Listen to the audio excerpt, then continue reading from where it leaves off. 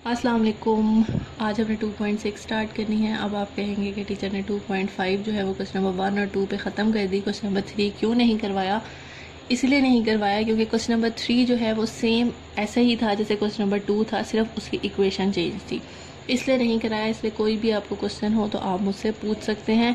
अब हम 2.6 स्टार्ट करने लगे हैं क्योंकि अगर हम एक जैसे क्वेश्चन ही करते रहेंगे तो हमारा सिलेबस कैसे कवर होगा, तो इसलिए हमने 2.6 स्टार्ट कर दी है। 2.6 जो है आपके ऊपर डिपेंड करती है डिवीजन के ऊपर, ठीक है जी। अब डिवीजन किस तरह की डिवीजन है हमारी सिंथेटिक डिवीजन। सिंथेटिक डिवीजन के नाम से आपके पास एक टॉपिक है, ये हैं जी सिंथेटिक डिवीजन के स्पेलिंग। थोड़ी डिफरेंट तरह की डिवीजन है, मज़ा आएगा आपको करने में। सबसे पहले आप अपनी बुक के पेज नंबर 35 पे इसकी डेफिनेशन देखें जो MCQ में आती है। Synthetic division is the process of finding the quotient and remainder. आपको पता है जब आप सिंपल बच्चों वाली डिवीजन करते हैं जो आपने शुरू में छोटे होते की थी, तो जो आपका आंसर होता है उसे कोशेंट कहते हैं, और जो आपके एंड में अगर कोई वैल्यू बच जाती है तो उसे हम रिमाइंडर कहते हैं। तो वो कहते हैं सिंथेटिक डिवीजन भी कोशेंट और रिमाइंडर फाइंड करने का ही एक तरीका है। When a polynomial is divided by a linear polynomial, मतलब कि एक वैल्यू आपकी डिवीजन के अंदर होती है और एक आपकी डिवीजन के बाहर होती है। In fact synthetic division is simply a shortcut of long division method. ये मेथड इसलिए बनाया गया है कि जब आप उसमें लंबी डिवीजन करते होते थे, आपके पास कोई बड़ी वैल्यू आ जाती है तो उसे छोटा करने के लिए जो है ना ये डिवीजन बनाई है। जैसे कि आप फॉर एग्जांपल आप अपने जो आपका चैप्टर नंबर 6 था 9th क्लास में, डिवीजन की थी ना आपने उसके अंदर, जिसमें वेरिएबल्स भी होते हैं, एक को अंदर लिखते हैं एक को बाहर लिखते हैं, बड़ी डिवीजन आती है जो आपको बहुत ही मुश्किल लगती थी। उसे आसान बनाने के लिए ये एक प्रोसीजर बनाया गया है जिसका नाम है सिंथेटिक डिवीजन। ओके जी, तो इसका क्वेश्चन हम स्टार्ट करते हैं। क्वेश्चन नंबर 1 है हमारे पास, use synthetic division to find the quotient and remainder. Synthetic division का आप इस्तेमाल करें और कोशेंट और जो रिमाइंडर है वो निकाल के दिखाएं। तो क्वेश्चन नंबर 1 का एक ही पार्ट में करूँगी क्योंकि इसके 3 पार्ट्स हैं, 1 2 3, ठीक है जी। इसका एक पार्ट मैं करूँगी, बाकी सारे जो है वो आप खुद करेंगे।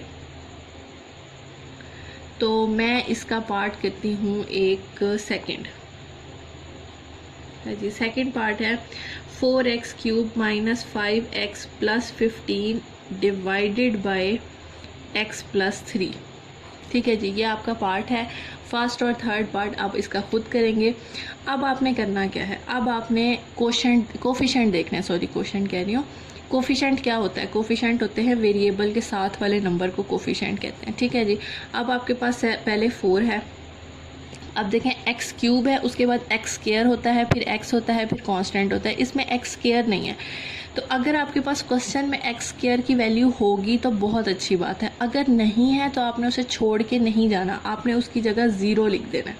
अब जैसे इसमें ऐसे था कि x² दरमियान में मिसिंग है, पहले x³ है फिर x है, तो जो मिसिंग है ना उसकी जगह आपने 0 लाजमी लिखना है, ठीक है। अगर आपके पास है तो बहुत अच्छी बात है, नहीं है तो आपने उसे छोड़ के नहीं जाना। उसके बाद x की वैल्यू है -5 और लास्ट में आपके पास है कांस्टेंट 15। आपने गैप के बाद ना थोड़ा ये लिख देना है। 4 x² नहीं था तो उसकी जगह 0, x के साथ हमारे पास -5 आ गया और लास्ट कांस्टेंट हमने लिख लिया 15। लिखने के बाद आपने इस तरह इसके ऊपर लगानी है लाइन, और ये जो x + 3 है ना, इसमें से आपने x की वैल्यू निकाल लेनी है। क्या निकलेगी x की वैल्यू? x = -3 निकलेगा ना, तो उस -3 को लिख देना है आपने इस साइड पे, ठीक है। जो आपके पास ये ब्रैकेट दी होगी उसमें से वैल्यू निकालनी है और उस वैल्यू को यहाँ पे लिख देना है। लिखने के बाद अब आपने क्या करना है, ये जो फर्स्ट नंबर है ना ये तो आएगा ऐसे का ऐसे, जो फर्स्ट नंबर होता है उसे हम नीचे ऐसे ही लिख देते हैं। उसके बाद इन दोनों को करते हैं मल्टीप्लाई करके आपके पास क्या आंसर आएगा, 4 3 = 12। तो उस आंसर को ना आपने यहाँ लिख देना है, ठीक है। पहला नंबर आपने नीचे एज इट इज़ लिख देना है, फिर साइड वाले को और नीचे वाले को मल्टीप्लाई करना है और जो आंसर आएगा अगले वाले के नीचे लिख देना है। अब आपने इसे सॉल्व करना है। +0 है और -12 है, क्या आएगा? +0 एंड -12 -12, ठीक है। अब अगेन इसको मल्टीप्लाई करना है, माइनस प्लस, और 12 3 आपके पास क्या होता है जी, 36 होता है। तो ये हमने आंसर यहाँ पे लिख दिया। ठीक है जी, अब इसे सॉल्व करेंगे। -5 और +36 आंसर आता है 31। मतलब जो साइन होंगे वही आपने सॉल्व करना है। इसके साथ -5 है, इसके साथ +36 है, तो -5 + 36 इज इक्वल टू 31। ठीक है जी, अब फिर साइड वाले को मल्टीप्लाई करना है इसके साथ। ठीक है जी, -3 × 31 आपके पास आएगा -93। ठीक है जी, ये आंसर जो भी आएगा वो उसके आगे लिखते जाना है। लिख लिया।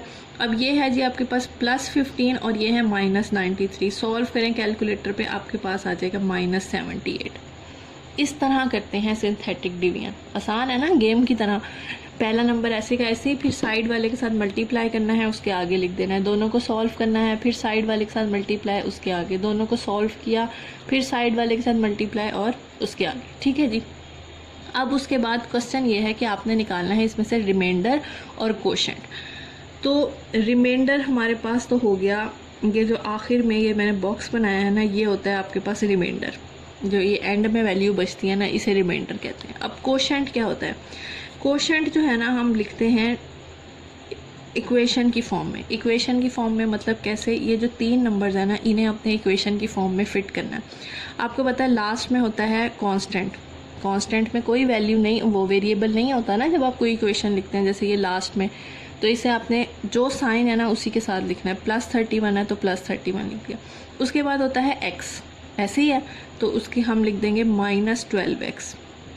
फिर आपके पास x के बाद आता है x², हम लिख देंगे 4x²। अगर इसके बाद भी कोई नंबर होता तो हम उसे लिखते, जैसे 3 होता तो 3x³। ठीक है, तो आपने इस तरह लिखना है, लास्ट में कांस्टेंट। ठीक है, फिर इस नंबर के साथ x, फिर इसके साथ x², और अगर आगे भी कोई होता तो क्यूब। समझ आ गई? ठीक है जी, लास्ट नंबर हमारा रिमाइंडर होता है और जो 3 नंबर होते हैं उन्हें इक्वेशन की फॉर्म में हम लिख के कोशेंट बना लेते हैं। बड़ा ही आसान सा क्वेश्चन है। चलें जी, क्वेश्चन नंबर 2 स्टार्ट करते हैं। इसी तरह क्वेश्चन नंबर 2 के 3 पार्ट्स हैं, उसमें से एक मैं करूँगी, बाकी 2 आप लोग करेंगे। क्वेश्चन है find the value of h। इसमें आपने h की वैल्यू बतानी है और पार्ट दिया हुआ है 1 is 0 of polynomial this equation. ठीक है, तो ये इक्वेशन जो है आपने इसमें से कोफिशिएंट्स निकाल लेना है, जैसे पहले निकाले थे। सबसे पहले हमारे पास x³ के साथ है जी 1। ठीक है, x² के साथ है -2h। जो कुछ भी होगा, चाहे आपके पास अल्फ़ाबेट ही क्यों ना हो, सब कुछ आएगा। x² के साथ जो कुछ है -2h। अब ये देखें यहाँ पे x मिसिंग है। ठीक है, हमने प्रॉपर चलना होता है, सीक्वेंस में चलना होता है। तो x नहीं है तो हम उसकी जगह क्या लगाएंगे? 0, छोड़ के नहीं जाना उसे। फिर x के बाद हमारे पास कांस्टेंट आता है तो हमने कांस्टेंट लिख दिया। ठीक है जी, 1 -2h, x नहीं था तो x की जगह 0 और लास्ट में कांस्टेंट। सारे हमने कोफिशिएंट्स लिख लिए। लिखने के बाद उसी तरह आपने लाइन लगानी है और यहाँ पे वो वैल्यू लिखनी है जो आपके पास ये गिवन है। ठीक है, पहले हमारे पास x की फॉर्म में थी तो इसलिए हमने निकाल के लिखी थी, यहाँ पे डायरेक्ट हमें दी हुई है तो ये हमने यहाँ पे लिख ली। ठीक है जी, अब उसी तरह हमने सिंथेटिक डिवीजन स्टार्ट करनी है जैसे हमने पहले की है। पहला नंबर ऐसे का ऐसे ही, इन दोनों को मल्टीप्लाई करेंगे तो 1 1 ज़ार 1 आ गया। ठीक है जी, लिखने के बाद अब ये आपके पास है -2h और +1 आपस में सॉल्व नहीं होते ना, तो हमने इसे ऐसे ही लिख देना -2h +1। खाली नंबरिंग होती तो वो तो सॉल्व हो जाती है, लेकिन यहाँ अल्फ़ाबेट्स हैं तो इसलिए इन दोनों को साथ लिख देना है आपने, छोड़ के नहीं जाना। अब इन दोनों को मल्टीप्लाई करें जी, ये आपके पास आ जाएगा 1 × -2h +1 1 ज़ार 1, मतलब 1 को इन दोनों के साथ करना है तो ये आंसर आएगा। इसी तरह हमने यहाँ पे लिख देना है 0 में कुछ भी ऐड करें वही वैल्यू आती है, इसलिए मैं 0 नहीं लिख रही, -2h +1। वैसे आप यहाँ लिख सकते हैं 0 प्लस अगर आपको कोई कन्फ्यूजन है, लेकिन 0 में कुछ भी ऐड करें वही नंबर आता है तो इसलिए मैंने इसे स्किप कर दिया। ठीक, अब फिर साइड वाले से मल्टीप्लाई करेंगे, 1 से मल्टीप्लाई करें वही वैल्यू आएगी, तो यहाँ पे हमने लिख दिया -2h +1। ठीक है, 1 × -2h और +1 1 ज़ार 1। अब इन दोनों को सॉल्व करें, दोनों आपस में सॉल्व नहीं होते तो आपने लिख देना है +11 -2h +1। जो सब कुछ है ना आपने वैसे का वैसे ही लिखना है अगर सॉल्व नहीं होता तो। ठीक है, तो लिख दिया। लिखने के बाद आपको मैंने बताया था ये जो लास्ट आंसर होता है ना, ये आपका रिमाइंडर होता है। अब आपने इसकी मदद से जो है ना h की वैल्यू निकालनी है। कैसे निकालेंगे हम लिखेंगे यहाँ पे 11 -2h plus 1 is equal to 0। आपको पता है कोई भी आपने अल्फ़ाबेट निकालना हो तो उसके दूसरी तरफ कोई नंबर ज़रूर होना चाहिए, इक्वल ज़रूर होना चाहिए, तो वहाँ हम इक्वल टू 0 लिख देते हैं। तो हमने लिख दिया -2h 11 + 1 हमारे पास हो गया 12, -2h ऐसे कैसे +12 है, उधर जाके -12 हो जाएगा, माइनस माइनस से कैंसिल, 12 डिवाइडेड बाई 2, 2 1 ज़ा 2, 2 6 ज़ा 12, h इज़ इक्वल टू 6। ठीक है जी, है सिंपल वैसे ही सेम क्वेश्चन, बस थोड़े से अल्फ़ाबेट की वजह से आपने कंफ्यूज नहीं होना, मैंने आपको बता दिया है। वैसे ही मल्टीप्लिकेशन होगी, अगर सॉल्व नहीं हो रहा तो उन्हें साथ साथ आप लिखते जाएंगे अपने वही साइन के साथ जो उसके साइन है, फिर जो लास्ट वैल्यू होगी उसमें से आपने अलग कर लेना है और जो है h की वैल्यू निकाल लेनी।